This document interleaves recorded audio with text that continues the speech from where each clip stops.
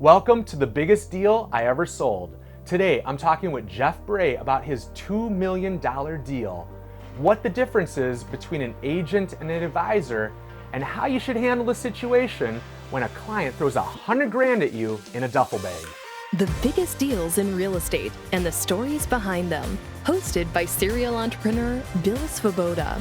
Brought to you by Close Simple, the trusted name in real estate communication, who asks, how well does your title and escrow company communicate with you during the closing process? And now, the biggest deal I ever sold. Well, hey there, Geoff Bray. How are you doing today? I'm doing awesome, Bill. Thanks so much for having me. Thanks for being on the biggest deal I ever sold. You know, we've known each other for years here, and it's an absolute pleasure to have you on this show. Before we got on this show today, you actually told me that you're in your podcast studio. This is in your office, right? Yeah, in the lower level of our downtown, we have 3 locations. In the lower level of our downtown location, which is where I am right now, right on Hennepin Avenue. It's a main drag in the downtown area of Minneapolis. Our lower level has a podcast studio and a virtual reality theater, and I thought because this is a film and there's sound and audio involved, that I would go somewhere where I know the acoustics are somewhat okay. I like it. I appreciate the thought that you put into today. You know, I always like to start with, we're going to talk about the biggest deal that you ever sold. I always like to start, though, with talking about your first deal that you sold, because I think it's important to give everybody that's watching this kind of context for where did you come from. Before we do that, though, you're special because you actually own a real estate brokerage here. Could you give a little backstory? You own the Engel Völkers Minneapolis. You're the co-owner of it. Could you just give a quick snapshot of what that means? And I heard you just made it 5 years. This is your 5th anniversary, right? Yeah, August 3rd of 2015 was when we officially opened Engel Völkers Minneapolis. So it's been quite a year to celebrate 5. Definitely a different year than the previous 4, but we feel blessed to be here and continue plugging away for sure. Nice. And how many real estate transactions would you say that you've been a part of then, personally as well as with your entire team, when you think about all the advisors that work there? So got my license in 2007. It was right towards the end of that kind of the bubble that everybody talks about. But since then, I've personally been a part of around 470 real estate transactions and around 171 million in real estate sales volume. And Engel Völkers, now 5 years old. These guys that are here are advisors. They just do such tremendous work. Almost 4,000 real estate transactions, just over 3,800 to be exact, for over 1.3 billion in sales volume, which is, as I was kind of prepping for this and I was going through some of our stats, that made me pretty proud to be around these guys doing those types of numbers in just a short amount of time. I love it. And you got the picture behind you kind of right there on Hennepin Avenue of what your office looks like. One thing I just really wanted to hit on here, though, when I think about Geoff Bray, and it's come up in our conversation already, we've been very deliberate to say advisors, not real estate agents. That's going to come out in this conversation. You really take care to call your professionals that work with you real estate advisors, not agents, right? Is that an E&V thing or is that a Geoff Bray? Yeah, Engel Völkers, the company itself was founded in the 1970s in Germany, as you could probably imagine, with the hip umlaut over the O. It's founded by 2 gentlemen. Of course, Christian Volkers was one of the gentlemen still running the company today. And they wanted to be known for something different. And part of that is down to sometimes even talking a little bit differently than the traditional real estate agent. And so we've got things that we call, we use different words for. So like a lot of real estate agents have property brochures. We call ours property exposés. We don't call this space I'm in right now, we don't call them offices. We call them shops because we want it to be a true kind of luxury, almost shopping experience when it comes to real estate. It's just more fun anyway, right? And then we don't have agents, we have advisors. And I think that terminology of advisor kind of defines and speaks for itself. We humorously like to say it's really hard to agent somebody So we like to advise our clients. And so that's been something that Engel Völkers at the corporate level in Europe has adopted for decades now. Love that. I mean, that little change in terminology changes the entire way you think about a transaction and a customer. Okay, Geoff, let's do this. Like I said, we're going to get into the biggest deal you ever sold. I want to start, though, with the first deal you ever sold. And really, in your terminology here, the first deal that you advised your customer on. So paint me a picture. Like, what was that first deal? Give me the dollar amount. What type of house was that? So this is a fun story to tell because, Bill, this is one of the craziest real estate stories that you may ever hear. I know a lot of my friends, colleagues, cohorts, other advisors and agents that I've connected with around the Americas and the world, really, they all have kind of some unique stories. But this one, because it was my very first real estate transaction, it happens to be my craziest story, and everyone kind of gets a kick out of it. So the price of this property was listed at $60,000. Okay, so this is before Zillow existed. Trulia wasn't a thing. There may have been Realtor.com that just started, but I can't even confirm that that's the case. So a lot of where we would seek out new customers to then in turn hopefully have them become a client of ours was from print advertising. And many people would remember walking through a gas station or grocery store and picking up real estate listing magazines. And the brokerage I was with at that time had the entire back cover of one of these magazines, and on that back cover it was a phone number that somebody could call. And there was this property that somebody called in and wanted to see. It was a $60,000 condo in Plymouth, Minnesota. I'd never sold a house before. I mean, this was my first one. I was desperate to sell a house. I had just gone through a couple months of real estate school and training, and had no income. Okay, so pause there. So you're like, you get this phone call and you're hungry as all get out. You're like, finally somebody is going to use my services, and you're just ready to close this deal. I'm nervous. I'm excited. I can't wait. I'm terrified once I get there because I don't know where they keep the keys in a condo building to open the door for this person. So, guy's name is David. He meets me at the condo. That very night that he called me to want to see it, I'm like, sure, I literally have nothing happening. I will go show this condo to you this evening. $60,000 condo. So we're in there. He's looking around a little bit, tapping on the walls and turning on the water and making sure it's a sound place. And eventually he goes, you know what? I think I'd like to buy this. And I couldn't believe it. I mean, I was like, if this is how all of these things go, like this is shooting fish in a barrel. I mean, it couldn't have been easier. And so as my broker at that time, we didn't have electronic forms. There were no electronic signatures at that time. I make myself sound like I'm really old when I say stuff like that. But that kind of shows you how drastically our industry has changed just in 10 to 13 years. But so we were always taught, carry in your briefcase, yes, I said briefcase, a blank purchase agreement and buyer representation documents and agency relationships. Carry all of this stuff with you in the event you're with someone and they decide they want to make an offer on a place. Luckily, I listened and I had that. Describe Dave to me. Is this, because when I think of Dave, already he sounds like this frazzled kind of guy, like a little nervous. Like, what's he wearing? Is he just wearing like a t-shirt and jeans, or like, what does this guy look like who's ready to sign a deal on the spot? Like, probably sweatpants and a pretty ratty hat. And in the event, Dave, if you happen to be watching this, which I'm not sure that you are, but you're awesome, by the way. But the first time I ever met him, you can never judge a book by its cover. This guy's like, I'm going to take this property. So as any good real estate agent or advisor knows, the first couple questions you got to ask are like, how are you going to finance this place? Like, what do you, like, are you pre-approved? When do you want to close? What do you want to offer? And so I'm sweating bullets because this is happening literally in front of him. I've never filled out a purchase agreement in real life. I've done a couple pretend ones. And I get to, like, it's on the top 8th of the purchase agreement in Minnesota. It talks about how much earnest money he wants to put down.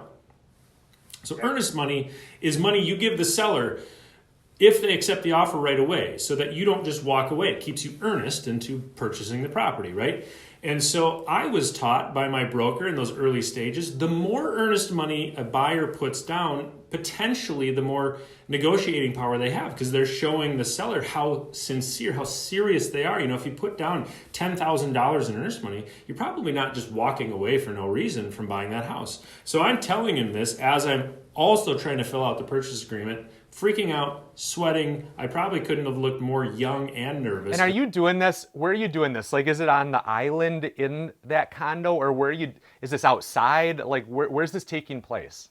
Yeah, remember, this is a $60,000 condo. There's no island in there. So I was on the kitchen counter, trying to fill us out. I'm looking at him. He's standing in the living room, which is like 3 feet away. And I'm doing this. And I get to that portion. I'm like, okay, what do you want to put down for earnest money? I explain what it is. And I'm like, you know, the more earnest money that you put down, the more serious the seller might take you, and you can negotiate. And he kind of goes, hold on one second. And he leaves the condo, leaves the apartment. Like, we're standing there. He just leaves. And my immediate thought is like, well, if he never comes back, you know, I hear that kind of weird stuff happens, whatever. 3 or 4 minutes later, he comes walking back in with a duffel bag, sits down on the carpet of this unfurnished apartment and unzips it. And he counts out $50,000 in $100 bills. And that was maybe not even half of what was in the bag. So there's over $100,000 in this duffel bag. $100,000 in a duffel bag. Yeah. No, I'm not. I am dead serious about this. And he looks at me and he goes like this and he goes, here's $50,000 cash for my earnest money, and that's going to be my offer. What And are you thinking right then? First off, I mean, this dude who's wearing sweatpants says, I'll be right back, goes out to his car or whatever he drove to get there, comes back with a duffel bag. What was that duffel? Was it like a gym bag? What kind of duffel bag are we talking about? Do you remember maybe you didn't, but I did where I grew up. We made duffel bags in home ec, you know, where you could you pick the fabric color and then the strap color and you got to make it. It looked like that. It looked like I made it, pretty much. So he walks in with this handmade duffel bag. His mom might have made it for him, or he made it that day in home ec. And he walks in with this bag, puts it on the table, gives you $50,000. What are you thinking then? I'm being completely honest here, I had 3 initial thoughts. My first one is, I haven't had a paycheck in a long time. I wonder if he or anyone would know if I just grabbed that duffel bag and ran out of here. I like the honesty. I didn't do that. My second thought was, I'm going to die today because there's a guy I don't know with over $100,000 in a duffel bag sitting cross-legged on an apartment floor that I've never been in. And my third thought was, I have to be on some sort of candid camera. Like, you know, you have this my biggest deal I've ever sold. I thought I was on my first transaction I've ever done, and that this was a brilliant plot line because if you could have seen my face as he's counting $100 bills on the floor for 15 minutes. And then handing, I mean, it would have made for some really good TV. Did you ever ask Dave what he did for a job or where the $100,000 came from? Can you fill in the blank there for anybody watching this? Do we know what Dave did where he got the $100,000? So as it turns out, Dave owned and ran a fireworks stand in South Dakota and also prided himself on being a professional poker player. So that leads into kind of the uniqueness of the rest of the transaction. It was in the fall of 2007, I think, and we needed some amendments signed. And again, there were no electronic signatures at that time. So I was literally driving to Canterbury Park, which is a racetrack casino in Minnesota. While he's in the Fall Poker Classic, I'm having him sign documents on the poker table. I'm driving there having him sign documents so that I can go back and fax them to the other agent or the title company, whoever needs it. I mean, it was wild. And what's everybody else at the table doing? Are they get out of here? Are they shooing you away? Who does that? Geoff Bray. That is why you are where you are today. Well, Geoff, let's make a hard transition here. Now I want to talk about the biggest deal that you ever sold. $2 million. $2 million. Can you paint a picture for anybody watching this? Like, what does a $2 million house look like?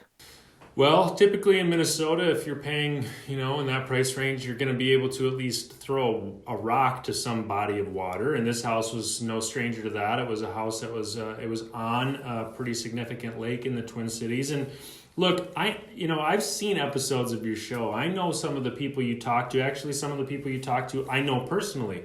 And, we're Midwest, Minneapolis. I mean, we don't have some of the price tags like Miami or Newport Beach or Beverly Hills, and that's cool. It was actually a big debate between Lindsay, my business partner, and I when we brought Engel Völkers to Minneapolis is there enough high-end luxury real estate to make this brand not only proud, but, kind of go like fit in the room, if you will, with the brand. And so, I'm proud to have sold a $2 million property. And I know that there are many properties, not only even in Minnesota, but around the world, and people that you talk to that will sell higher than that. But this was kind of a cool story. It was a fun story. It was a house on a lake that was a part of like a builder's showcase. I don't know what they call it around the rest of the country, but we call it Parade of Homes. I know they do that. And so seller or buyers who are building a house like this that's going to be on the Parade of Homes, they typically get some kind of upgrade incentive. So this house was pretty decked out in some bells and whistles, and we were really proud to have our names on the sign in the ground out front. So in Minnesota, being on the lake is like one of the biggest things. Like, can you talk about like what makes a $2 million home in Minnesota? Like average price point versus $2 million, it's got to be significantly different. What makes, what does a $2 million home on a lake mean? So, I don't know the average price point for the last 12 months in the whole state, but just to give some perspective, in our greater metro area, we call it the 13 county metro area, Minneapolis and St. Paul, the Twin Cities, of course. 330,000 is around the average price point right now in the past 12 months, which is up about 6% from last year. We're experiencing some pretty nice gains for the people that own homes. So $2 million is quite a bit above. We've got properties, probably the most notable lake in the Twin Cities metro area is Lake Minnetonka. It's got the most lake shore of any lake kind of close to the downtown area. And there's properties on that lake north of 10 million. I just saw one last week that was around 15 million. So, there's some pretty significant, not only sized homes, but priced homes on some of the lakeshore. And believe it or not, I think maybe some of the people watching this would find it interesting to know, Minnesota actually has more water frontage than California.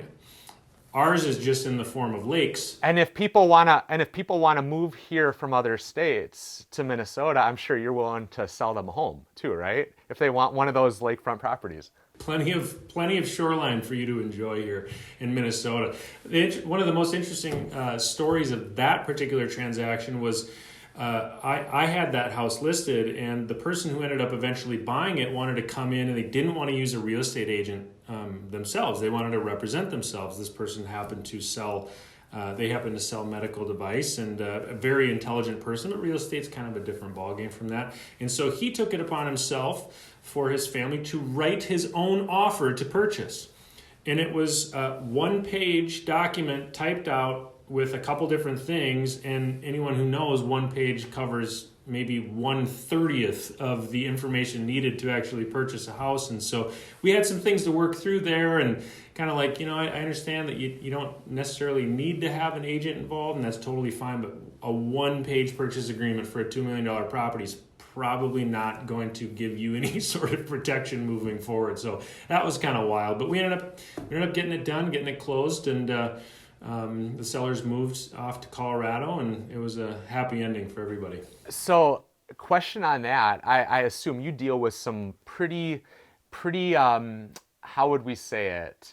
Opinionated buyers or sellers. Somebody like that who says, this is my document. They come in their one pager.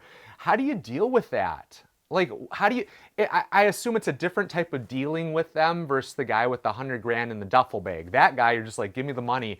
This person, how do you deal with a one pager where they're like, take it, this is it? Like, what do you do? Because I feel like that would be kind of traumatic for some I would say, more novice real estate advisors? Yeah, it's really easy in this industry. We like to call it getting emotionally hijacked. And so it's very easy in our industry because you're dealing with people, your customers, your clients. I mean, they are on high emotion all the time, right? Because this is, you're talking massive dollars. This is the difference between their family being able to move to Colorado or not. And, things can get a little bit intense. So in a situation like that, I go back to that white glove, red carpet service. It's like, hey, we appreciate this offer. It's fantastic. But, I wouldn't be great at what I do if you truly want this house to kind of tell you a little bit about how to go about that, maybe better than you're going about it right now, and then coming at it with that sincere, white glove service, and that usually wins. What does it feel like that morning? Like you wake up, you're going to close on a $2 million property. Like what's running through your head? You wake up in the morning, you get your breakfast. Like what's that feeling for anybody that's never closed that big of a deal? I was either in my late 20s or early 30s, and anyone that knows, kind of what some of those commission dollars can look like on some of those properties north of $1 million, $2 million. I mean, I still I hear about some of my cohorts at Engel Völkers, selling both sides of $120 million property.